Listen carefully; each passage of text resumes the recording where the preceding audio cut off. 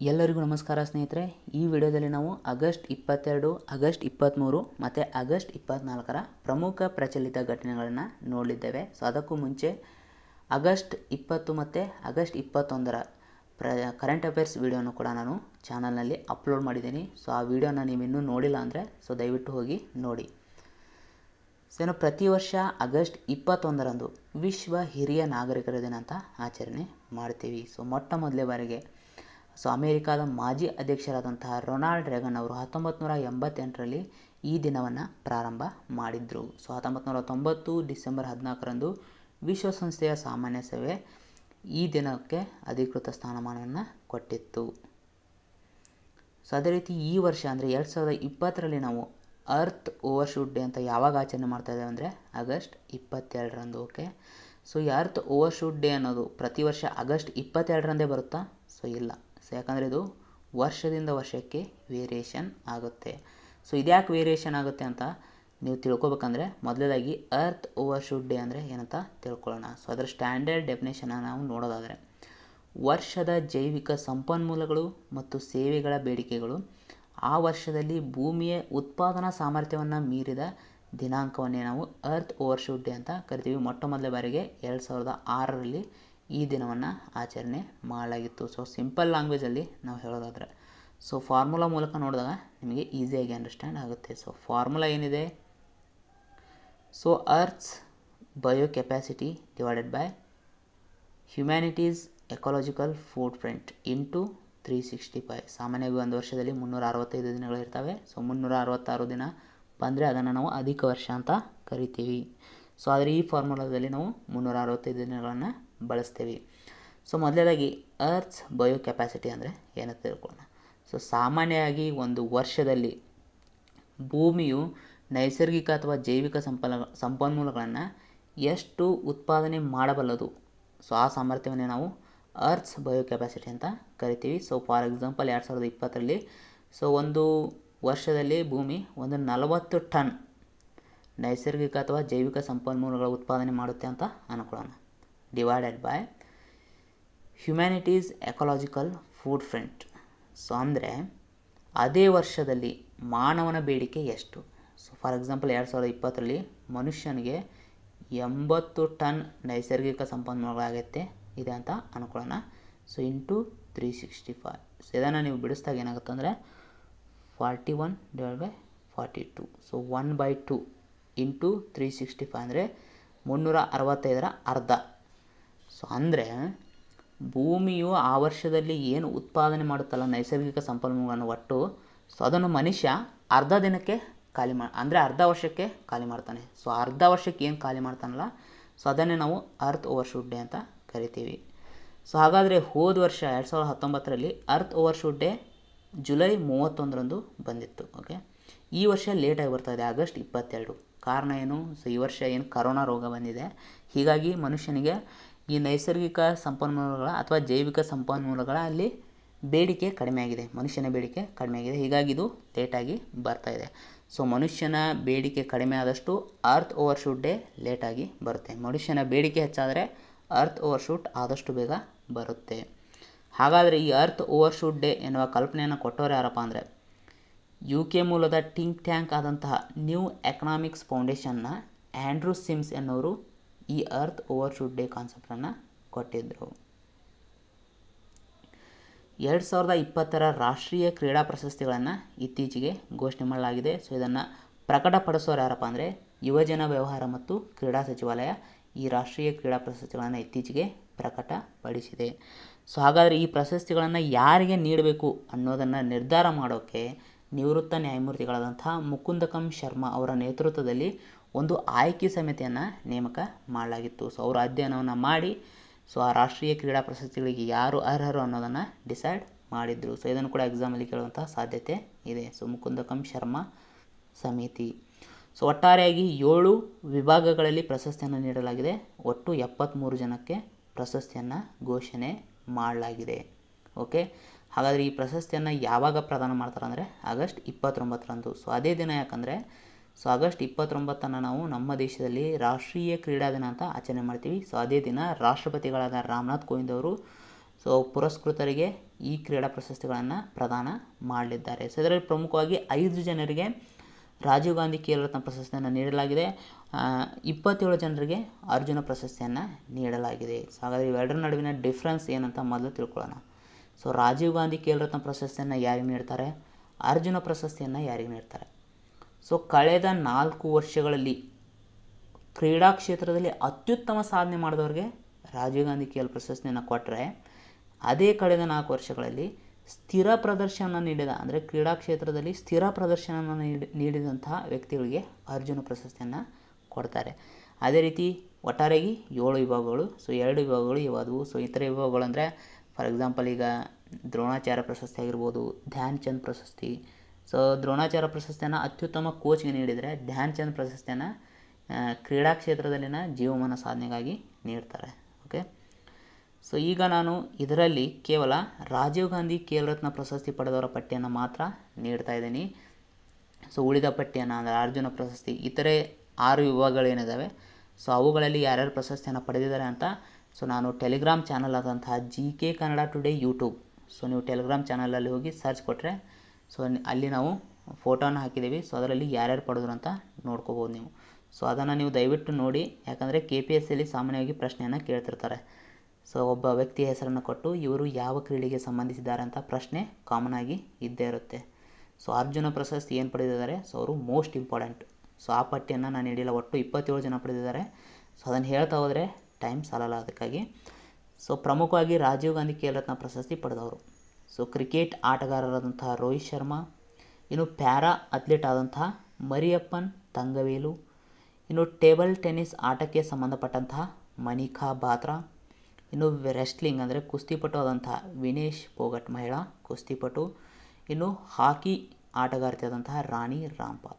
So ಈ 5 ಜನಕ್ಕೆ ರಾಜೀವ್ ಗಾಂಧಿ ಖೇಲ್ ರತ್ನ ಪ್ರಶಸ್ತಿಯನ್ನು ನೀಡಲಾಗಿತ್ತು. 1991-92ನೇ ಸಾಲಿನಲ್ಲಿ ಮೊಟ್ಟ ಮೊದಲ ಬಾರಿಗೆ ರಾಜೀವ್ ಗಾಂಧಿ ಖೇಲ್ ರತ್ನ ಪ್ರಶಸ್ತಿಯನ್ನು ನೀಡಲಾಗಿತ್ತು. ಸೊ ಅದನ್ನು ಪಡೆದವರು ಯಾರಂದರೆ ವಿಶ್ವನಾಥ್ ಆನಂದ್. ಸೊ ವಿಶ್ವನಾಥನ್ ಆನಂದ್ ಇವರು ಚೆಸ್ ಆಟಕ್ಕೆ ಸಂಬಂಧಪಟ್ಟಿದ್ದಾರೆ. ಸೊ ಅದೇ ರೀತಿ 5ನೇ ಆವೃತ್ತಿಯ ಸ್ವಚ್ಛ ಸರ್ವೇಕ್ಷಣ್ ವರದಿ 2020ಯನ್ನು ಇತ್ತೀಚೆಗೆ ಹರ್ದೀಪ್ ಸಿಂಗ್ ಪೂರಿ ಅವರು ಘೋಷಣೆಯನ್ನು ಮಾಡಿದ್ದಾರೆ. ಸೊ ಇವರು ಪ್ರಸ್ತುತ ಕೇಂದ್ರದ ನಗರ ಮತ್ತು ವಸತಿ ಮತ್ತು ನಗರ ವ್ಯವಹಾರಗಳ ಸ್ವತಂತ್ರ ಖಾತೆಯನ್ನು ನಿರ್ವಹಿಸಿರುವಂತಹ ಮಿನಿಸ್ಟ್ರಿ ಆಫ್ ಸ್ಟೇಟ್ ಆಗಿದ್ದಾರೆ. ಸೊ ಇವರು ಈ ವರದಿಯನ್ನು ಇತ್ತೀಚೆಗೆ ಘೋಷಣೆ ಮಾಡಿದ್ದಾರೆ. ಸೊ ಹಾಗಾದರೆ ಈ ವರದಿಯ ಪ್ರಮುಖ ಉದ್ದೇಶ ಏನಂದರೆ, ಭಾರತದಲ್ಲಿ ಕಂಡುಬರುವಂತಹ ನಗರಗಳ ಎಷ್ಟು ಸ್ವಚ್ಛ ಇದ್ದಾವೆ ಅಂತ ಈ ವರದಿಯ ಮೂಲಕ ಅಧ್ಯಯನ ಮಾಡಲಾಗುತ್ತೆ. ಹಾಗಾದರೆ ಯಾವ್ಯಾವ ನಗರಗಳು ಯಾವ್ಯಾವ ರ್ಯಾಂಕಿಂಗನ್ನು ಪಡೆದಾವೆ ಅಂತ ನೋಡೋದಾದರೆ, ಮೊದಲನೇದಾಗಿ ಸೊ ಇದರಲ್ಲಿ ವಿವಿಧ ವಿಭಾಗಗಳಲ್ಲಿ ರ್ಯಾಂಕಿಂಗನ್ನು ಘೋಷಣೆ ಮಾಡಲಾಗಿದೆ. ಸೊ ಮೊದಲನೇದಾಗಿ 10 ಲಕ್ಷಕ್ಕಿಂತ ಹೆಚ್ಚು ಜನಸಂಖ್ಯೆಯನ್ನು ಹೊಂದಿರುವಂಥ ನಗರಗಳಲ್ಲಿ ಮಧ್ಯಪ್ರದೇಶದ ಇಂದೋರ್ ಏನಿದೆ ಅತಿ ಸ್ವಚ್ಛ ನಗರ ಅಂತ ಗುರುತಿಸಲ್ಪಟ್ಟಿದೆ. ಸೊ ಇದು ಸತತ 4ನೇ ಬಾರಿಗೆ ಈ ಸ್ಥಾನವನ್ನು ಅಲಂಕರಿಸ್ತಾ ಇದೆ. ಇನ್ನು ಗುಜರಾತ್ನ ಸೂರತ್ 2ನೇ ಸ್ಥಾನವನ್ನು ಪಡ್ಕೊಂಡ್ರೆ, ಮಹಾರಾಷ್ಟ್ರದ ನವಿ ಮುಂಬೈ 3ನೇ ಸ್ಥಾನವನ್ನು ಪಡ್ಕೊಂಡಿದೆ. ಸೊ ಈ 3 ಕೂಡ 10 ಲಕ್ಷಕ್ಕಿಂತ ಹೆಚ್ಚು ಜನಸಂಖ್ಯೆಯನ್ನು ಹೊಂದಿರುವ ನಗರಗಳ ಪಟ್ಟಿಯಲ್ಲಿ. ಅದೇ ರೀತಿ 1 ಲಕ್ಷದಿಂದ 10 ಲಕ್ಷ ಜನಸಂಖ್ಯೆಯನ್ನು ಹೊಂದಿರುವಂಥ ನಗರಗಳ ಪಟ್ಟಿಯಲ್ಲಿ ಛತ್ತೀಸ್ಗಢನ ಅಂಬಿಕಾಪುರ್ ಅತ್ಯಂತ ಸ್ವಚ್ಛ ನಗರವಾಗಿ ಹೊರಹೊಮ್ಮಿದೆ. ಇನ್ನು ನಮ್ಮ ಕರ್ನಾಟಕದ ಮೈಸೂರು ಏನಿದೆ 2ನೇ ಸ್ಥಾನವನ್ನು ಪಡ್ಕೊಂಡಿದೆ. ಸೊ 1 ಲಕ್ಷದಿಂದ 10 ಲಕ್ಷ ಜನಸಂಖ್ಯೆ ಹೊಂದಿರುವ ನಗರಗಳ ಪಟ್ಟಿಯಲ್ಲಿ ಮೈಸೂರು 2ನೇ ಸ್ಥಾನವನ್ನು ಪಡ್ಕೊಂಡಿದೆ. 3ನೇ ಸ್ಥಾನವನ್ನು ನವದೆಹಲಿ ಪಡ್ಕೊಂಡಿದೆ. ಅದೇ ರೀತಿ ಇನ್ನೊಂದು ಇಂಪಾರ್ಟೆಂಟ್ ವಿಷಯ ಏನಪ್ಪ ಅಂದರೆ, 3 ಲಕ್ಷದಿಂದ 10 ಲಕ್ಷ ಜನಸಂಖ್ಯೆಯನ್ನು ಹೊಂದಿರುವಂಥ ನಗರಗಳ ಪಟ್ಟಿಯಲ್ಲಿ ಮೈಸೂರು ಪ್ರಥಮ ಸ್ಥಾನದಲ್ಲಿ ಇದೆ. ಸೊ ಇದನ್ನು ಕೂಡ ಎಕ್ಸಾಮಲ್ಲಿ ಟ್ವಿಸ್ಟ್ ಮಾಡಿ ಕೇಳುವಂಥ ಸಾಧ್ಯತೆ ಇದೆ. ಹಾಗಾದರೆ ಈ ಸ್ವಚ್ಛ ಸರ್ವೇಕ್ಷಣ್ ವರದಿಯನ್ನು ಮೊಟ್ಟ ಮೊದಲನೇ ಬಾರಿಗೆ 2016ರಲ್ಲಿ ಪ್ರಕಟಪಡಿಸಲಾಗಿತ್ತು. ಸೊ 2016ರಲ್ಲಿ ಪ್ರಕಟಪಡಿಸಿದಾಗ ಮೈಸೂರು ಪ್ರಥಮ ಸ್ಥಾನವನ್ನು ಪಡ್ಕೊಂಡಿತ್ತು. ಅದೇ ರೀತಿ ರಾಜ್ಯಗಳನ್ನು ಗಮನಿಸಿದಾಗ ಅದರಲ್ಲೂ ಕೂಡ ಪ್ರಮುಖವಾಗಿ 2 ಭಾಗಗಳನ್ನಾಗಿ ಮಾಡಿದ್ದಾರೆ. ಅಂದರೆ 100ಕ್ಕಿಂತ ಕಡಿಮೆ ನಗರ ಸ್ಥಳೀಯ ಸಂಸ್ಥೆಗಳನ್ನು ಹೊಂದಿರುವಂಥ ರಾಜ್ಯಗಳ ಪಟ್ಟಿಯಲ್ಲಿ ಜಾರ್ಖಂಡ್ ಅತ್ಯಂತ ಸ್ವಚ್ಛ ರಾಜ್ಯವಾಗಿ ಹೊರಹೊಮ್ಮಿದರೆ, 2ನೇ ಸ್ಥಾನದಲ್ಲಿ ಹರಿಯಾಣ ಇದೆ, 3ನೇ ಸ್ಥಾನದಲ್ಲಿ ಉತ್ತರಾಖಂಡ್ ರಾಜ್ಯ ಇದೆ. ಸೊ ಅಸ್ಸಾಂ ಅತ್ಯಂತ ವೇಗವಾಗಿ, ಸೊ ಅಸ್ಸಾಂನಲ್ಲಿ ಏನು ನಗರಗಳು ಕಂಡುಬರ್ತವೆ ಸೊ ಅವು ವೇಗವಾಗಿ ಅತ್ಯಂತ ಸ್ವಚ್ಛ ನಗರವಾಗಿ ಹೊರ ಹೊಮ್ತಾ ಇದ್ದಾವೆ. ಸೊ ಇದು ಕೂಡ ಎಕ್ಸಾಮಲ್ಲಿ ಕೇಳುವಂಥ ಸಾಧ್ಯತೆ ಇದೆ. ಅದೇ ರೀತಿ 100ಕ್ಕಿಂತ ಹೆಚ್ಚು ನಗರ ಸ್ಥಳೀಯ ಸಂಸ್ಥೆಗಳನ್ನು ಹೊಂದಿರುವಂಥ ರಾಜ್ಯಗಳ ಪಟ್ಟಿಯಲ್ಲಿ ಛತ್ತೀಸ್ಗಢ ಅತ್ಯಂತ ಸ್ವಚ್ಛ ರಾಜ್ಯವಾಗಿ ಹೊರಹೊಮ್ಮಿದರೆ ಮಹಾರಾಷ್ಟ್ರ 2ನೇ ಸ್ಥಾನ, ಮಧ್ಯಪ್ರದೇಶ 3ನೇ ಸ್ಥಾನದಲ್ಲಿ ಇದೆ. ಸೊ ಅಂದರೆ 100ಕ್ಕಿಂತ ಹೆಚ್ಚು ನಗರ ಸ್ಥಳೀಯ ಸಂಸ್ಥೆಗಳನ್ನು ಹೊಂದಿರುವಂಥ ರಾಜ್ಯಗಳ ಪಟ್ಟಿಯಲ್ಲಿ ಅತ್ಯಂತ ವೇಗವಾಗಿ ಬೆಳೆಯುತ್ತಿರುವ ಸ್ವಚ್ಛತೆಯನ್ನು ದಾಖಲಿಸುತ್ತಿರುವ ರಾಜ್ಯ ಯಾವುದಂದರೆ ಒಡಿಸ್ಸಾ. ಓಕೆ, 100ಕ್ಕಿಂತ ಕಡಿಮೆ ಅಂದರೆ ಅಸ್ಸಾಂ ಅತಿ ವೇಗವಾಗಿ ಸ್ವಚ್ಛತೆಯನ್ನು ದಾಖಲಿಸ್ತಾ ಇದೆ. 100ಕ್ಕಿಂತ ಹೆಚ್ಚು ಅಂದರೆ ಒಡಿಸ್ಸಾ ಅತಿ ವೇಗವಾಗಿ ಸ್ವಚ್ಛತೆಯನ್ನು ದಾಖಲೆ ಮಾಡ್ತಾ ಇದೆ. ಸೊ ಅದೇ ರೀತಿ ಇತ್ತೀಚೆಗೆ ಇನ್ನೊಂದು ವರದಿಯನ್ನು ಬಿಡುಗಡೆ ಮಾಡಲಾಗಿದೆ. ಸೊ ಆ ವರದಿ ಹೆಸರೇನಪ್ಪ ಅಂದರೆ population projections for India and States 2011 to 2036. ಅಂದರೆ ಏನಿಲ್ಲ, 2011ರಿಂದ 2036ರವರೆಗೆ ಯಾವ ಥರ ಜನಸಂಖ್ಯೆ ಬದಲಾವಣೆ ಆಯಿತು, ಸೊ 2036 ವೇಳೆಗೆ ಯಾವ ಥರ ಬದಲಾವಣೆ ಆಗಲಿದೆ ಸೊ ಅನ್ನೋ ವರದಿಯನ್ನು ಜನಸಂಖ್ಯಾ ರಾಷ್ಟ್ರೀಯ ಆಯೋಗ ಬಿಡುಗಡೆಗೊಳಿಸಿದೆ. ಸೊ ಈ ಜನಸಂಖ್ಯಾ ರಾಷ್ಟ್ರೀಯ ಆಯೋಗ ministry of health and family welfare ಅಡಿ ಕಾರ್ಯನಿರ್ವಹಿಸುತ್ತೆ. ಅಂದರೆ ಆರೋಗ್ಯ ಮತ್ತು ಕುಟುಂಬ ಕಲ್ಯಾಣ ಸಚಿವಾಲಯದಡಿ ಈ ಜನಸಂಖ್ಯಾ ರಾಷ್ಟ್ರೀಯ ಆಯೋಗ ಕಾರ್ಯನಿರ್ವಹಿಸುತ್ತೆ. ಅದು ಈ ವರದಿಯನ್ನು ಬಿಡುಗಡೆಗೊಳಿಸಿದೆ. ಸೊ ಈ ವರದಿಯ ಪ್ರಕಾರ ಪ್ರಮುಖ ಅಂಶಗಳನ್ನು ನಾವು ನೋಡೋದಾದರೆ, ಸೊ 2036 ವೇಳೆಗೆ ಭಾರತದ ಜನಸಂಖ್ಯೆ 152 ಕೋಟಿ ದಾಟಲಿದೆ ಅಂತ ಈ ವರದಿಯಲ್ಲಿ ಹೇಳಲಾಗಿದೆ. 2031 ವೇಳೆಗೆ 147 ಕೋಟಿ, 2026 ವೇಳೆಗೆ 142 ಕೋಟಿ, 2021 ಅಂದರೆ ಮುಂದಿನ ವರ್ಷ 136 ಕೋಟಿ ಭಾರತದ ಜನಸಂಖ್ಯೆ ಆಗಲಿದೆ ಅಂತ ಇದು ಅಂದಾಜು ಮಾಡಿದೆ. ಇನ್ನು 2011ರ ಜನಸಂಖ್ಯೆಗೆ ಹೋಲಿಸಿದಾಗ ಭಾರತದ ಲಿಂಗಾನುಪಾತ ಎಷ್ಟಿತ್ತಂದರೆ 1000 ಮಹಿಳೆಯರಿಗೆ 940 ಇತ್ತು. ಸೊ ಅದು 2036ರಲ್ಲಿ ಹೆಚ್ಚಾಗಲಿದೆ ಅಂತ ಹೇಳಿದೆ. ಅಂದರೆ ಮಹಿಳೆಯರ ಸಂಖ್ಯೆ 2036ರಲ್ಲಿ ಪುರುಷರನ್ನು ಕೂಡ ಮೀರಿಸ್ಬೋದು ಅಂತ ಇದು ಹೇಳಿದೆ. ಇನ್ನು ಯುವಕರ ಜನಸಂಖ್ಯೆಯನ್ನು ಗಮನಿಸಿದಾಗ, ಸೊ ಯುವಕರು ಅಂದರೆ ಸೊ ಅದರಲ್ಲಿ ಮಹಿಳೆಯರು ಬರ್ತಾರೆ, ಪುರುಷರು ಬರ್ತಾರೆ. 15 ವರ್ಷದಿಂದ 24 ವರ್ಷದಲ್ಲಿ ಇರುವವರು, ಓಕೆ, ಅದನ್ನು ಯುವ ಜನಸಂಖ್ಯೆ ಅಂತ ಗುರುತಿಸಲಾಗುತ್ತೆ. 2011ರಲ್ಲಿ ಯುವ ಜನಸಂಖ್ಯೆ 23.3 ಕೋಟಿಯಷ್ಟಿತ್ತು. ಸೊ ಅದು 2021 ವೇಳೆಗೆ 25.2 ಕೋಟಿಗೆ ಏರಿಕೆಯಾಗುವ ನಿರೀಕ್ಷೆ ಇದೆ. 2036ರಲ್ಲಿ ಸೊ ಅದು ಮತ್ತೆ ಇಳಿಕೆ ಆಗಲಿ. ಅಂದರೆ 2036 ವೇಳೆಗೆ ಯುವಕರ ಜನಸಂಖ್ಯೆ ಮತ್ತೆ ಇಳಿಕೆಯನ್ನು ಕಾಣಲಿದೆ. ಸೊ 22.7 ಕೋಟಿ 2036ರಲ್ಲಿ ಇರಲಿದೆ. ಸೊ ಇದು ಈ ವರದಿಯ ಪ್ರಮುಖ ಹೆಡ್ಲೈನ್ಸ್. ಸೊ ಪ್ರಶ್ನೋತ್ತರಗಳನ್ನ ನೋಡೋಣ. ಇತ್ತೀಚೆಗೆ ಸುದ್ದಿಯಲ್ಲಿರುವ ಟ್ರೈ ಫುಡ್ ಯೋಜನೆಯನ್ನು ಯಾರು ಚಾಲನೆಗೊಳಿಸಿದ್ದಾರೆ? ಸೊ ಇತ್ತೀಚೆಗೆ ಸೊ ಕೇಂದ್ರದ ಬುಡಕಟ್ಟು ವ್ಯವಹಾರಗಳ ಸಚಿವಾಲಯದ ಸಚಿವರಾದಂತಹ ಅರ್ಜುನ್ ಮುಂಡಾ ಸೊ ಅವರು ಈ ಟ್ರೈ ಫುಡ್ ಯೋಜನೆಗೆ ಇತ್ತೀಚೆಗೆ ಚಾಲನೆಯನ್ನು ನೀಡಿದ್ದಾರೆ. ಸೊ ಹಾಗಾದರೆ ಯಾವ ಸ್ಥಳಗಳಲ್ಲಿ ಈ ಯೋಜನೆಯನ್ನು ತಾತ್ಕಾಲಿಕವಾಗಿ ಚಾಲನೆಗೊಳಿಸಲಾಗಿದೆ ಅಂದರೆ ಮಹಾರಾಷ್ಟ್ರದ ರಾಯಗಢ ಮತ್ತು ಛತ್ತೀಸ್ಗಢನ ಜಗದಲ್ಪುರ್. ಸೊ ಇಲ್ಲಿ ತಾತ್ಕಾಲಿಕವಾಗಿ ಈ ಯೋಜನೆಯನ್ನು ಚಾಲನೆಗೊಳಿಸಲಾಗಿದೆ. ಸೊ ಹಾಗಾದರೆ ಈ ಟ್ರೈ ಫುಡ್ ಯೋಜನೆಯ ಪ್ರಮುಖ ಉದ್ದೇಶ ಏನಪ್ಪ ಅಂದರೆ ಸೊ ಬುಡಕಟ್ಟು ಅರಣ್ಯ ಸಂಗ್ರಹಕಾರರಿಂದ ಸಂಗ್ರಹಿಸಲ್ಪಟ್ಟ ಸಣ್ಣ ಅರಣ್ಯ ಉತ್ಪಾದನೆ ಅಂದರೆ ಮೈನರ್ ಫಾರೆಸ್ಟ್ ಪ್ರೊಡ್ಯೂಸ್ ಸೊ ಇವುಗಳ ಉತ್ತಮ ಬಳಕೆ ಮತ್ತು ಮೌಲ್ಯವರ್ಧನೆಯ ಮೂಲಕ ಬುಡಕಟ್ಟು ಜನಾಂಗದವರ ಆದಾಯವನ್ನು ಹೆಚ್ಚಿಸೋದು. ಸೊ ಈ ಮೂಲಕ ಅವರ ಆದಾಯವನ್ನು ಕೂಡ ಹೆಚ್ಚಿಸೋದು ಪ್ರಮುಖ ಉದ್ದೇಶ ಆಗಿದೆ. ಸೊ ಹಾಗಾದರೆ ಸೊ ಮೈನರ್ ಫಾರೆಸ್ಟ್ ಪ್ರೊಡ್ಯೂಸರ್ಸ್ ಅಂದರೆ ಸಣ್ಣ ಅರಣ್ಯ ಉತ್ಪಾದನೆಗಳು ಅಂದರೆ ಏನಂತ, ಸೊ ಫಾರೆಸ್ಟ್ನಲ್ಲಿ ಸಿಗುವಂತಹ ಜೇನು ಆಗಿರ್ಬೋದು, ಕೆಲವೊಂದು ಬೀಜಗಳಾಗಿರ್ಬೋದು, ಕೆಲವೊಂದು ಅಪರೂಪದ ಹಣ್ಣುಗಳಾಗಿರ್ಬೋದು, ಓಕೆ. ಸೊ ಈ ರೀತಿ ಮತ್ತು ವಿವಿಧ ಗಿಡಮೂಲಿಕೆಗಳಾಗಿರ್ಬೋದು. ಸೊ ಇವು ವಿಶಿಷ್ಟವಾಗಿ ಕಾಡಿನಲ್ಲಿ ದೊರೆತಾ ಇರ್ತವೆ. ಸೊ ಆ ಕಾಡಿನಲ್ಲಿರುವಂಥ ಬುಡಕಟ್ಟು ಜನರು ಏನು ಇವುಗಳನ್ನು ಸಂಗ್ರಹ ಮಾಡ್ತಾರೆ, ಸೊ ಅವರ ಸಂಗ್ರಹ ಮಾಡಿದ್ದಕ್ಕೆ ಒಂದು ಒಳ್ಳೆಯ ಮಾರ್ಕೆಟನ್ನು ಕೊಡೋದು, ಸೊ ಒಂದು ಸಂಘಟನೆಗಳನ್ನು ಸ್ಥಾಪನೆ ಮಾಡೋದ್ರ ಮೂಲಕ ಸೊ ಪರಸ್ಪರ ವ್ಯಾಪಾರವನ್ನು ವೃದ್ಧಿಸೋದ್ರ ಮೂಲಕ ಅವರ ಆದಾಯವನ್ನು ಹೆಚ್ಚಿಸೋದು ಈ ಟ್ರೈ ಫುಡ್ ಯೋಜನೆಯ ಪ್ರಮುಖ ಉದ್ದೇಶ ಆಗಿದೆ. ಹಾಗಾದರೆ ಈ ಯೋಜನೆಯನ್ನು ಅನುಷ್ಠಾನಗೊಳಿಸುವಂಥ ಸಂಸ್ಥೆ ಯಾವುದಂದರೆ TRIFED, okay. So TRIFED tribal cooperative market and development federation ಅಂತ ನಾವು ಶಾರ್ಟಾಗಿ ಹೇಳ್ಬೋದು, ಓಕೆ. ಶಾರ್ಟಾಗಿ ಟ್ರೈಫೆಡ್ ಅಂತ ಹೇಳ್ಬೋದು. 5ನೇ ಆವೃತ್ತಿಯ ವಿಶ್ವ ಸ್ಪೀಕರ್ಗಳ ಸಮಾವೇಶ ಎಲ್ಲಿ ನಡೆಯಿತು? So world conference of speakers. ಇತ್ತೀಚೆಗೆ 5ನೇ ಆವೃತ್ತಿದು ಎಲ್ಲಿ ನಡೆದಿತ್ತು ಅಂತ ಪ್ರಶ್ನೆಯನ್ನು ಕೇಳಿದರೆ ಆಪ್ಷನ್ಸ್ ಬ್ರಿಟನ್, ಭಾರತ, ವಿಯೆಟ್ನಾಂ, ಯಾವುದೂ ಅಲ್ಲ. ಸೊ ಇದಕ್ಕೆ ಸರಿಯಾದ ಉತ್ತರ ಯಾವುದಪ್ಪ ಅಂದರೆ ಯಾವುದೂ ಅಲ್ಲ. ಸೊ ಯಾಕಂದರೆ 5ನೇ ಆವೃತ್ತಿಯ ವಿಶ್ವ ಸ್ಪೀಕರ್ಗಳ ಸಮಾವೇಶವನ್ನು ಸೊ ಕಂಪ್ಯೂಟರ್ ಮೂಲಕ ಹಮ್ಮಿಕೊಳ್ಳಲಾಗಿತ್ತು. ಸೊ ಅಂದರೆ ಯಾವುದೇ ನಿರ್ದಿಷ್ಟ ಸ್ಥಳದಲ್ಲಿ ನಡೆಸಲಾಗಿರಲಿಲ್ಲ. ಸೊ ಆಯಾ ದೇಶದ ಸ್ಪೀಕರ್ಗಳು ಅವ್ರ ದೇಶದಲ್ಲೇ ಕಂಪ್ಯೂಟರ್ ಮುಂದೆ ಕೂತ್ಕೊಂಡು ಈ ಸಮಾವೇಶದಲ್ಲಿ ಭಾಗಿಯಾಗಿದ್ದರು. ಓಕೆ, ಹಾಗಾದರೆ ಭಾರತದಿಂದ ಈ ಸಮಾವೇಶಕ್ಕೆ ಯಾರು ಭಾಗಿಯಾಗಿದ್ದರು ಅಂದರೆ ಪ್ರಸ್ತುತ ಲೋಕಸಭಾ ಸ್ಪೀಕರ್ ಆದಂತಹ ಓಂ ಬಿರ್ಲಾ. ಓಕೆ, ಸೊ ಇವರು ಈ ಸಮಾವೇಶದಲ್ಲಿ ವರ್ಚುವಲ್ ಅಂದರೆ ವಾಸ್ತವಿಕವಾಗಿ ಭಾಗವಹಿಸಿದ್ರು. ಓಕೆ, ಹಾಗಾದರೆ ಈ ವಿಶ್ವ ಸ್ಪೀಕರ್ಗಳ ಸಮಾವೇಶವನ್ನು ಆಯೋಜನೆ ಮಾಡೋರು ಯಾರಂದರೆ ಸೊ ಮೊದಲದಾಗಿ IPU ಅಂದರೆ ಇಂಟರ್ ಪಾರ್ಲಿಮೆಂಟ್ರಿ ಯೂನಿಯನ್ ಅಂತ. ಸೊ ಇದು ಜಿನೇವಾ ಮೂಲದ ಸಂಸ್ಥೆ, ಅಂದರೆ ಸ್ವಿಟ್ಜರ್ಲೆಂಡಿನ ಜಿನೇವಾ ಮೂಲದ ಸಂಸ್ಥೆ. ಅದರ ಜೊತೆಗೆ ಪಾರ್ಲಿಮೆಂಟ್ ಆಫ್ ಆಸ್ಟ್ರಿಯಾ, ಸೊ ಆಸ್ಟ್ರಿಯಾದ ಪಾರ್ಲಿಮೆಂಟ್ ಇದನ್ನು ಆಯೋಜನೆ ಮಾಡಿತ್ತು. ಸೊ ಇದಕ್ಕೆ ಸಹಕಾರ ಕೊಡುವಂತಹ ಸಂಸ್ಥೆ ಯಾವುದಂದರೆ ಯುನೈಟೆಡ್ ನೇಷನ್ಸ್ ಅಂದರೆ ವಿಶ್ವಸಂಸ್ಥೆ ಇದನ್ನು ಆಯೋಜನೆ ಮಾಡೋಕ್ಕೆ ತನ್ನ ಸಹಕಾರವನ್ನು ಕೂಡ ಕೊಡುತ್ತೆ. ಹಾಗಾದರೆ ಪ್ರಸ್ತುತ ಲೋಕಸಭಾ ಸ್ಪೀಕರ್ ಓಂ ಬಿರ್ಲಾ ಅಂತ ಗೊತ್ತಾಯಿತು. ಸೊ ಅವರು ಯಾವ ಕ್ಷೇತ್ರದಲ್ಲಿ ಜಯಗಳಿಸಿದ್ರು ಅಂತ ಪ್ರಶ್ನೆಯನ್ನು ಕೇಳುವಂಥ ಸಾಧ್ಯತೆ ಇದೆ.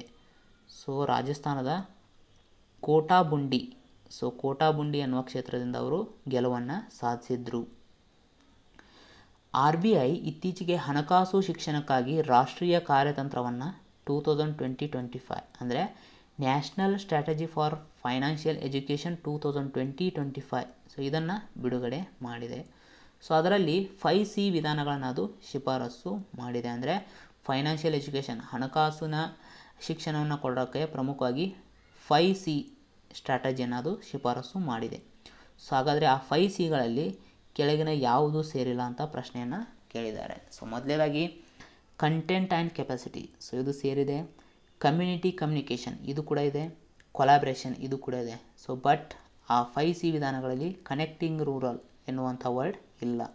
ಸೊ ಈ 5 ವರ್ಡ್ಗಳು ಪ್ರಮುಖವಾಗಿ ಬರ್ತವೆ: content, capacity, community, communication and collaboration. So most important question. Okay, so ಹಾಗಾದರೆ RBI so reserve bank of India ಅಂತ ಹೇಳ್ತೀವಿ.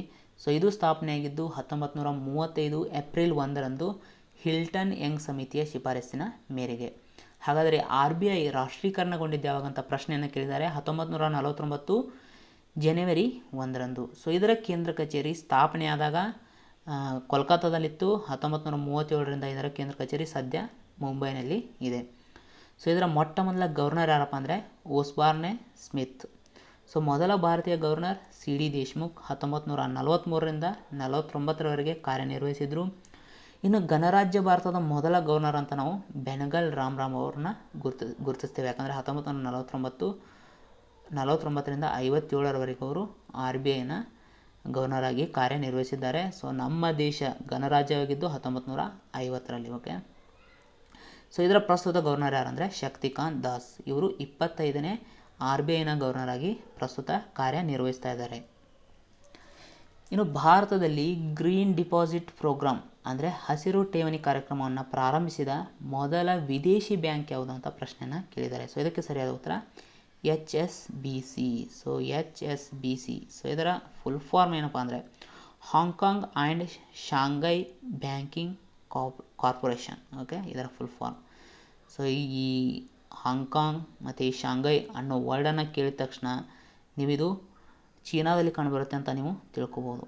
ಬಟ್ ಇದರ ಕೇಂದ್ರ ಕಚೇರಿ ಕಂಡುಬರೋದಿಲ್ಲ ಅಂದರೆ ಲಂಡನ್ನಲ್ಲಿ. ಸೊ ಅದೇಗೆ ಅಂತ ನೀವು ವಿಚಾರ ಮಾಡ್ಬೋದು. ಸೊ ಆ್ಯಕ್ಚುಲಿಯಾಗಿ ಇದು ಮೂಲತಃ ಇದ್ದಿದ್ದು ಹಾಂಗ್ಕಾಂಗ್ನಲ್ಲಿ. ಸೊ ಈ ಮುಂಚೆ ಹಾಂಗ್ಕಾಂಗನ್ನು ಬ್ರಿಟನ್ ದೇಶ ಆಳ್ವಿಕೆ ಮಾಡ್ತಾಯಿತ್ತು. ಸೊ ಅದಾದಮೇಲೆ ಹಾಂಗ್ಕಾಂಗ್ ದೇಶಕ್ಕೆ ಸ್ವತಂತ್ರವನ್ನು ಕೊಟ್ಟ ಮೇಲೆ ಸೊ ಈ ಬ್ಯಾಂಕನ್ನು 1991ರಲ್ಲಿ ತನ್ನ ದೇಶಕ್ಕೆ ವರ್ಗಾವಣೆ ಮಾಡ್ಕೊತು. ಓಕೆ, 1865ರಲ್ಲಿ ಹಾಂಗ್ಕಾಂಗ್ನಲ್ಲಿ ಈ ಬ್ಯಾಂಕನ್ನು ಸ್ಥಾಪನೆ ಮಾಡಲಾಗಿತ್ತು. ಸೊ ಈಗ ಇದು ಗ್ರೀನ್ ಡಿಪಾಸಿಟ್ ಪ್ರೋಗ್ರಾಮ್ ಅಂದರೆ ಹಸಿರು ಠೇವಣಿ ಕಾರ್ಯಕ್ರಮವನ್ನು ಪ್ರಾರಂಭಿಸಿದ ಮೊದಲ ವಿದೇಶಿ ಬ್ಯಾಂಕ್ ಆಗಿದೆ ಇಂಡಿಯಾದಲ್ಲಿ. ಓಕೆ, ಸೊ ಹಸಿರು ಠೇವಣಿ ಕಾರ್ಯಕ್ರಮ ಅಂದರೆ ಏನೂ ಇಲ್ಲ. ಸೊ ಈ ಎಕೋ ಫ್ರೆಂಡ್ಲಿ ಪ್ರಾಜೆಕ್ಟ್ ಅಂದರೆ ಪರಿಸರ ಸ್ನೇಹಿ ಯೋಜನೆಗಳೇನಿದಾವೆ ಸೊ ಅವುಗಳಿಗೆ ಹಣಕಾಸು ಸಹಾಯವನ್ನು ಒದಗಿಸೋಕೆ ಈ ಹಸಿರು ಠೇವಣಿ ಕಾರ್ಯಕ್ರಮವನ್ನು ಬಳಕೆ ಮಾಡಿಕೊಳ್ಳಲಾಗುತ್ತೆ.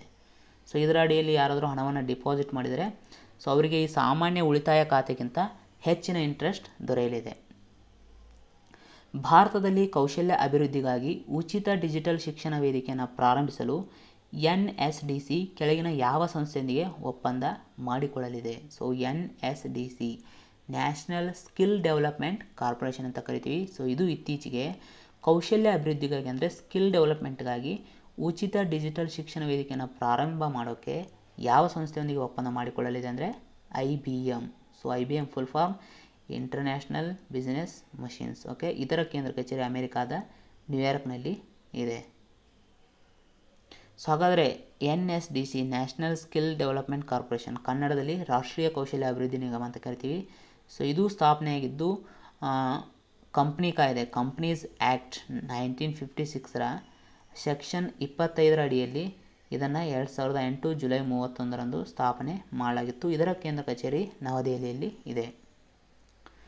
ಬುಂದೇಲ್ಖಂಡ್ ಪ್ರದೇಶದಲ್ಲಿ ಜಲ ನಿರ್ವಹಣೆಗಾಗಿ ಯಾವ ರಾಜ್ಯವು ಇಸ್ರೇಲ್ ದೇಶದೊಂದಿಗೆ ಒಪ್ಪಂದವನ್ನು ಮಾಡಿಕೊಂಡಿದೆ? ಸೊ ಮಧ್ಯದಾಗಿ ಬುಂದೇಲ್ಖಂಡ ಪ್ರದೇಶ ಎಲ್ಲಿ ಕಂಡು ಬರುತ್ತೆ ಅಂತ ನೀವು ತಿಳ್ಕೊಂಡಿದ್ರೆ ಸೊ ಸ್ವಲ್ಪ ಮಟ್ಟಿಗೆ ಆಪ್ಷನ್ಸಲ್ಲಿ ಆನ್ಸರನ್ನು ನೀವು ಗೆಸ್ ಮಾಡ್ಬೋದು. ಸೊ ಬುಂದೇಲ್ಖಂಡ ಅನ್ನೋ ಪ್ರದೇಶ ಪ್ರಮುಖವಾಗಿ ಈ ಉತ್ತರ ಪ್ರದೇಶ ಮತ್ತು ಮಧ್ಯಪ್ರದೇಶ ರಾಜ್ಯಗಳಲ್ಲಿ ಹರಡಿಕೊಂಡಿದೆ. ಓಕೆ, ಸೊ ಹೀಗಾಗಿ ಇದಕ್ಕೆ ಉತ್ತರ ಯಾವುದಪ್ಪ ಅಂದರೆ ಉತ್ತರ ಪ್ರದೇಶ ರಾಜ್ಯ ಈ ಬುಂದೇಲ್ಖಂಡ ಪ್ರದೇಶದಲ್ಲಿ ಜಲ ನಿರ್ವಹಣೆಗಾಗಿ ಇಸ್ರೇಲ್ ದೇಶದೊಂದಿಗೆ ಒಪ್ಪಂದವನ್ನು ಮಾಡಿಕೊಂಡಿದೆ. So most important question. Okay, so Israel ದೇಶದ ಬಗ್ಗೆ ನಿಮ್ಗೆ ಹೇಳೋದಾದರೆ ಸೊ ಇಸ್ರೇಲ್ನ ಪ್ರಸ್ತುತ ಪ್ರಧಾನಿ ಬೆಂಜಮಿನ್ ನೆತನ್ಯಾಹು. ಸೊ ಇಸ್ರೇಲ್ನ ರಾಜಧಾನಿ ಜೆರುಸಲಂ. ಸೊ ಅದರ currency Israeli new shekel. So Israel ಸಂಸತ್ನ ಹೆಸರು ನೆಸ್ಸೆಟ್. ಸೊ ಇವೆಲ್ಲವೂ ಕೂಡ ಎಕ್ಸಾಮಲ್ಲಿ ಕೇಳಿದಂತಹ ಪ್ರಶ್ನೆಗಳು. ಸೊ ಹಾಗಾದರೆ 2020ರಲ್ಲಿ ಉತ್ತರ ಪ್ರದೇಶ ರಾಜ್ಯಕ್ಕೆ ಸಂಬಂಧಪಟ್ಟಂತಹ ಪ್ರಮುಖ ಪ್ರಚಲಿತ ಘಟನೆಗಳನ್ನು ನಾವು ನೋಡೋದಾದರೆ ಸೊ ಇತ್ತೀಚೆಗೆ ನವೀನ್ ರೋಜ್ಗಾರ್ ಛತ್ರಿ ಯೋಜನಾ. ಸೊ ಈ ಯೋಜನೆಯನ್ನು ಪರಿಶಿಷ್ಟ ಜಾತಿಯವರಿಗೆ ಧನ ಸಹಾಯ ಮಾಡುವಂಥ ಒಂದು ಯೋಜನೆ, ಇದನ್ನು ಉತ್ತರ ಪ್ರದೇಶದಲ್ಲಿ ಜಾರಿಗೊಳಿಸಲಾಗಿತ್ತು. ಅದೇ ರೀತಿ ಬಾಲ್ ಶ್ರಮಿಕ್ ವಿದ್ಯಾ ಯೋಜನಾ. ಸೊ ಇದು ಬಾಲ ಕಾರ್ಮಿಕರಿಗೆ ಶಿಕ್ಷಣವನ್ನು ಒದಗಿಸುವಂಥ ಯೋಜನೆ. ಇನ್ನು ಉತ್ತರ ಪ್ರದೇಶದ ಕುಶಿನಗರ್ ವಿಮಾನ ನಿಲ್ದಾಣವನ್ನು ಸೊ ಅಂತಾರಾಷ್ಟ್ರೀಯ ವಿಮಾನ ನಿಲ್ದಾಣ ಅಂತ ಘೋಷಣೆ ಮಾಡಲಾಗಿತ್ತು. ಇನ್ನು ಪ್ರವಾಸಿ ರಾಹತ್ ಮಿತ್ರ ಆ್ಯಪ್, ವಲಸೆ ಕಾರ್ಮಿಕರಿಗೆ ಸಹಾಯ ಮಾಡುವ ದೃಷ್ಟಿಯಿಂದ ಈ ಅಪ್ಲಿಕೇಶನನ್ನು ಉತ್ತರ ಪ್ರದೇಶ ಸರ್ಕಾರ ಜಾರಿಗೊಳಿಸಿತ್ತು. ಇನ್ನು ಆಯುಷ್ ಕವಚ್ ಕೋವಿಡ್ ಆ್ಯಪ್, ಇದು ಕೂಡ ಉತ್ತರ ಪ್ರದೇಶ್. ಇನ್ನು ಅನ್ನಪೂರ್ಣ ಮತ್ತು ಸಪ್ಲೈ ಮಿತ್ರ ಪೋರ್ಟಲ್ಗಳು, ಸೊ ಇವುಗಳನ್ನು ಆಹಾರವನ್ನು ಒದಗಿಸೋಕೆ ಅಂದರೆ ಈ ವಲಸೆ ಕಾರ್ಮಿಕರಿಗೆ ಪ್ರಮುಖವಾಗಿ ಮತ್ತು ಅಗತ್ಯ ಇರೋರಿಗೆ ಆಹಾರವನ್ನು ಒದಗಿಸಬೇಕು ಅಂತ ಈ 2 ಪೋರ್ಟಲ್ಗಳನ್ನು ಉತ್ತರ ಪ್ರದೇಶ ಸರ್ಕಾರ ಜಾರಿಗೊಳಿಸಿತ್ತು. ಓಕೆ, ಸೊ ಉತ್ತರ ಪ್ರದೇಶದ ಪ್ರಸ್ತುತ CM ಯೋಗಿ ಆದಿತ್ಯನಾಥ್, ಪ್ರಸ್ತುತ ಗವರ್ನರ್ ಆನಂದಿಬೆನ್ ಪಟೇಲ್. ರಾಷ್ಟ್ರೀಯ ಹೆದ್ದಾರಿ ಪ್ರಾಧಿಕಾರ ಅಭಿವೃದ್ಧಿಪಡಿಸಿದ ಯಾವ ಹೆಸರಿನ ಮೊಬೈಲ್ ಅಪ್ಲಿಕೇಶನನ್ನು ನಿತಿನ್ ಗಡ್ಕರಿ ಅವರು ಇತ್ತೀಚೆಗೆ ಚಾಲನೆಗೊಳಿಸಿದ್ದಾರೆ? ಸೊ ಇದಕ್ಕೆ ಸರಿಯಾದ ಉತ್ತರ ಹರಿತ್ ಪಥ್. ಓಕೆ, ಸೊ ಹಾಗಾದರೆ ಈ ಹರಿತ್ ಪಥ್ ಮೊಬೈಲ್ ಅಪ್ಲಿಕೇಶನ್ನ ಪ್ರಮುಖ ಉದ್ದೇಶ ಏನಂದರೆ ಈ ನೆಡುತೋಪುಗಳ ಮೇಲ್ವಿಚಾರಣೆ ಆಗಿರುವುದು ಮತ್ತು ಈ ಹೆದ್ದಾರಿಯ ಉದ್ದಕ್ಕೂ ಏನು ಮರಗಳನ್ನು ನೆಡ್ತೇವೆ ಸೊ ಅವುಗಳನ್ನು ಮೇಲ್ವಿಚಾರಣೆ ಮಾಡೋಕ್ಕೆ ಈ ಅಪ್ಲಿಕೇಶನ್ ಸಹಾಯ ಮಾಡಲಿದೆ. ಯಾವ ಥರ ಅಂದರೆ ಸೊ ಯಾವುದಾದ್ರೂ ಒಂದು ಗಿಡವನ್ನು ನೀವು ನೆಟ್ಟರೆ ಅದರ ಲೊಕೇಶನನ್ನು ತಿಳ್ಕೊಬೋದು. ಸೊ ಅದು ಯಾವ ರೀತಿ ಬೆಳವಣಿಗೆಯನ್ನು ಹೊಂದ್ತಾ ಇದೆ, ಸೊ ಅದು ಯಾವ ಪ್ರಭೇದದ ಸಸ್ಯ ಆಗಿದೆ, ಸೊ ಅವುಗಳನ್ನು ಯಾವ ಥರ ಮೇಂಟೆನೆನ್ಸ್ ಮಾಡಬೇಕು, ಸೊ ಒಟ್ಟು ಎಷ್ಟು ಸಸ್ಯಗಳನ್ನು ನೆಡಬೇಕು ಅನ್ನುವಂಥ ಟಾರ್ಗೆಟು, ಸೊ ಇತ್ಯಾದಿಗಳನ್ನು ಈ ಅಪ್ಲಿಕೇಶನಲ್ಲಿ ನಾವು ತಿಳ್ಕೊಬೋದಾಗಿದೆ. ಸೊ ಹಾಗಾದರೆ ಪ್ರಸ್ತುತ ನಿತಿನ್ ಗಡ್ಕರಿ ಅವರು ಏನಿದ್ದಾರೆ ಅಂದರೆ ಕೇಂದ್ರದ ರಸ್ತೆ ಸಾರಿಗೆ ಮತ್ತು ಹೆದ್ದಾರಿ ಸಚಿವಾಲಯದ ಸಚಿವರಾಗಿ ನಿತಿನ್ ಗಡ್ಕರಿ ಅವರು ಕಾರ್ಯನಿರ್ವಹಿಸ್ತಾ ಇದ್ದಾರೆ. ಇತ್ತೀಚೆಗೆ ನೂತನ ಚುನಾವಣಾ ಆಯುಕ್ತರಾಗಿ ಯಾರು ನೇಮಕಗೊಂಡಿದ್ದಾರೆ? ಸೊ ನಿಮಗೆ ಈಗಾಗಲೇ ಗೊತ್ತಿದೆ. ಸೊ ಇತ್ತೀಚೆಗೆ ಅಶೋಕ್ ಲಾವಾಸ ಅವರು ತಮ್ಮ ಚುನಾವಣಾ ಆಯುಕ್ತ ಸ್ಥಾನಕ್ಕೆ ರಾಜೀನಾಮೆಯನ್ನು ನೀಡಿದರು. ಯಾಕಂದರೆ ಅವರು ADB ಅಂದರೆ ಏಷ್ಯನ್ ಡೆವಲಪ್ಮೆಂಟ್ ಬ್ಯಾಂಕ್ನ ಉಪಾಧ್ಯಕ್ಷರಾಗಿ ನೇಮಕಗೊಂಡಿದ್ದರು. ಈ ಹಿನ್ನೆಲೆಯಲ್ಲಿ ಅವರು ರಾಜೀನಾಮೆಯನ್ನು ಘೋಷಣೆ ಮಾಡಿದರು. ಸೊ ಈಗ ಇವರ ಸ್ಥಾನದಲ್ಲಿ ರಾಜೀವ್ ಕುಮಾರ್ ಸೊ ಇವರು ನೂತನ ಚುನಾವಣಾ ಆಯುಕ್ತರಾಗಿ ನೇಮಕಗೊಂಡಿದ್ದಾರೆ. ಸೊ ಇವರು ಭಾರತದ ಮಾಜಿ ಫೈನಾನ್ಸ್ ಸೆಕ್ರೆಟರಿ ಅಂದರೆ ಹಣಕಾಸು ಕಾರ್ಯದರ್ಶಿಯಾಗಿಯೂ ಕೂಡ ಇವರು ಕಾರ್ಯವನ್ನು ನಿರ್ವಹಿಸಿದರು. ಸೊ ಇದನ್ನು ಕೂಡ ನೀವು ನೆನಪಿಸ್ಕೋಬೋದು. ಓಕೆ, ಹಾಗಾದರೆ ಪ್ರಸ್ತುತ ಭಾರತದ ಮುಖ್ಯ ಚುನಾವಣಾ ಆಯುಕ್ತರು ಯಾರಂದರೆ ಸುನಿಲ್ ಅರೋರಾ. ಅದೇ ರೀತಿ ಇನ್ನೊಬ್ಬ ಚುನಾವಣಾ ಆಯುಕ್ತ ಯಾರಂದರೆ so Sushil Chandra. Okay, so ಭಾರತದ ಚುನಾವಣಾ ಆಯೋಗ ಒಬ್ಬ ಮುಖ್ಯ ಚುನಾವಣಾ ಆಯುಕ್ತ ಮತ್ತು 2 ಚುನಾವಣಾ ಆಯುಕ್ತರನ್ನು ಹೊಂದಿರುತ್ತೆ. ಸೊ ಒಟ್ಟು 3 ಸದಸ್ಯ ಪೀಠ ಅಂತ ನಾವು ಹೇಳ್ಬೋದು. SBI ಅಂದರೆ ಸ್ಟೇಟ್ ಬ್ಯಾಂಕ್ ಆಫ್ ಇಂಡಿಯಾದ ವ್ಯವಸ್ಥಾಪಕ ನಿರ್ದೇಶಕರಾಗಿ ಯಾರು ನೇಮಕಗೊಂಡಿದ್ದಾರೆ? ಸೊ ಇತ್ತೀಚೆಗೆ SBIನ ವ್ಯವಸ್ಥಾಪಕ ನಿರ್ದೇಶಕರಾಗಿ ಅಶ್ವಾನಿ ಭಾಟಿ ಅವರು ನೇಮಕಗೊಂಡಿದ್ದಾರೆ.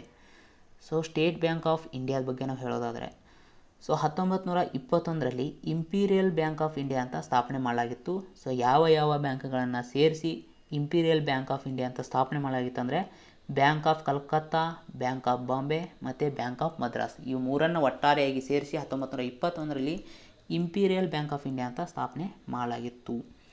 ಅದಾದ ನಂತರ ಸ್ಟೇಟ್ ಬ್ಯಾಂಕ್ ಆಫ್ ಇಂಡಿಯಾ ಅಂತ 1955 ಜುಲೈ 1ರಿಂದ ಇದನ್ನು ನಾವು ಸ್ಟೇಟ್ ಬ್ಯಾಂಕ್ ಆಫ್ ಇಂಡಿಯಾ ಅಂತ ಕರೆಯೋಕ್ಕೆ ಪ್ರಾರಂಭ ಮಾಡಿದ್ದೀವಿ. ಇದರ ಕೇಂದ್ರ ಕಚೇರಿ ಮುಂಬೈನಲ್ಲಿದೆ. ಪ್ರಸ್ತುತ ಚೇರ್ಮನ್ ರಜನೀಶ್ ಕುಮಾರ್ ಅವರು. ಸೊ ಇನ್ನು ಒನ್ಲೈನ್ ಕರೆಂಟ್ ಅಫೇರ್ಸನ್ನು ನೋಡೋದಾದರೆ, ಸೊ ಭಾರತದಲ್ಲಿ ಉದ್ಯೋಗ ಆಕಾಂಕ್ಷಿಗಳಿಗಾಗಿ ಗೂಗಲ್ ಕಾರ್ಮೋಜಾಬ್ಸ್ ಅಥವಾ ಕೋರ್ಮೋಜಾಬ್ಸ್ ಎಂಬಂತಹ ಆಂಡ್ರಾಯ್ಡ್ ಅಪ್ಲಿಕೇಶನನ್ನು ಪ್ರಾರಂಭ ಮಾಡಿದೆ. ಸೊ ಇದರ ಪ್ರಮುಖ ಉದ್ದೇಶ ಏನಂದರೆ, ಈ ಅಪ್ಲಿಕೇಶನ್ನ ಉದ್ದೇಶ ಉದ್ಯೋಗಗಳನ್ನು ಒದಗಿಸುವ ಗುರಿಯನ್ನು ಹೊಂದಿದೆ ಮತ್ತು ಉದ್ಯೋಗ ಆಕಾಂಕ್ಷಿಗಳಿಗೆ ಭಾರತದಾದ್ಯಂತ ಕೆಲಸವನ್ನು ಹುಡುಕೋಕ್ಕೆ ಮತ್ತು ಅರ್ಜಿಯನ್ನು ಸಲ್ಲಿಸೋಕ್ಕೆ ಈ ಅಪ್ಲಿಕೇಶನ್ ಸಹಾಯ ಮಾಡಲಿದೆ.